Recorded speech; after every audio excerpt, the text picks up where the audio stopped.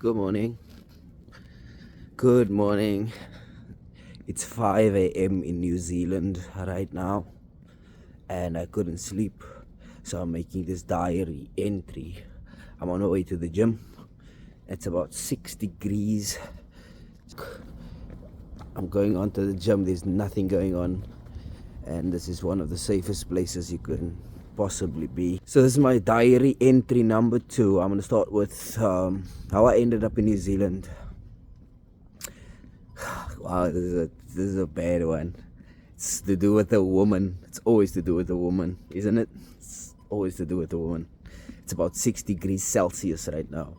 So it's I've never felt it before, but that's why I'm dressed like an Eskimo. A very dark Eskimo. I can call me a darkimo. Anyways, so what happened was, I had this girl, right? Last year of high school. One of the loves of my lives. She was beautiful. She had this Asian complexion, this Asian eyes. Whenever she smiled, the eyes would just go like, like Asian. And I was like, oh my God, it's the girl of my dreams. So I decided to ask her to be my girlfriend. She said yes. We lasted for about 2 years because we came fresh out of school, into college, university, and then she left me. But it was my fault. I'm not gonna deny it. It was my fault. I tried to. Let me show you New Zealand. New Zealand in the morning. There is the trucks cleaning the roads. Blah blah blah. Anyways, my fault that she left me. I just really wanted. I didn't have money, so I didn't know what to do. So I just wanted to get some love in, all the time. But anything you do too much is very bad for you. So that kind of got boring for her. She left me and she just went on with her life. So I was so traumatized. And then I tried to better myself, but I couldn't. I didn't have money or anything. I just had work, non-stop work. So what I did was every year on her birthday, I would find a way to send her a gift.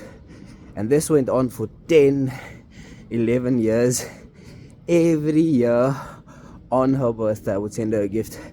And the one year they moved, so I couldn't get her, and I didn't know where she was, and I couldn't get her the gift, a birthday gift.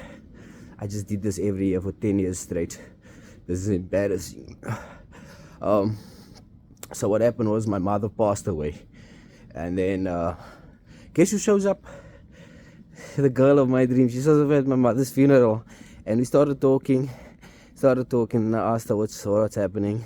This time she had 2 kids, right? She had 2 kids. So I told her to come to me because I was working in the bush, and I was kind of having a nice life. And she came that weekend, and I let her sleep on the bed. I tried my luck. I was like, do you want me to sleep there with you? She said no, to sleep on the floor. I was like, damn it. What's a man to do? Hey, And we spoke nicely, and then we left. And then I saw her again. Took her out for a weekend again. I remember that weekend. I'm just keeping it short in my diary. We took her out for the weekend again. My friend and his wife had a little flat there, and just me and her. So we drank a little bit, and we spoke. And then I told myself, you know what, fuck this. And I kissed her, man. I kissed her for like 5 hours straight. We were just kissing. Oh, it was the best in my life.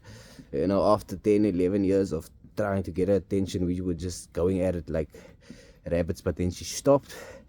Then she went to her room, and I went to my room, and I was so happy. I was like, yes, wow, 10 years of gifts finally paid off.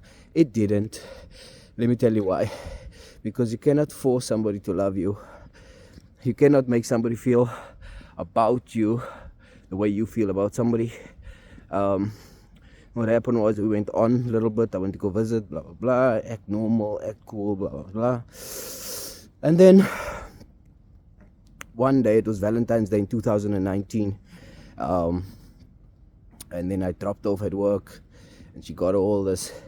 I remember I was working early that day, so I came home early, and I organized a nice butter chicken, and I called around, and I was looking for naan breads, but it's very difficult because where I live there's no Indian restaurants at all, and I had to drive.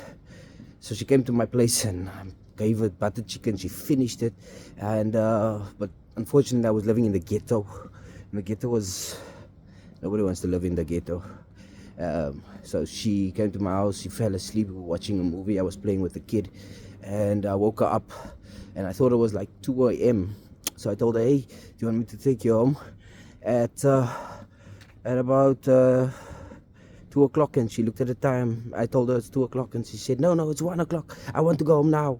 I was like, but it's safer if I take you home tomorrow morning when the sun comes up. And she's like, no, she insists she wants to go home now, but she shouted at me. So that was like a sign, but because you're in love, you don't see signs, you just see like, okay, sure, whatever. Then I didn't hear from her again. I just heard she was with another guy after that, and she's married now. So I'm walking to the gym at 5 o'clock in the morning. Life, yeah. It just, I believe somewhere along the line it will work out. I have no idea when, how, or why, but I just have a feeling I'm on the right track.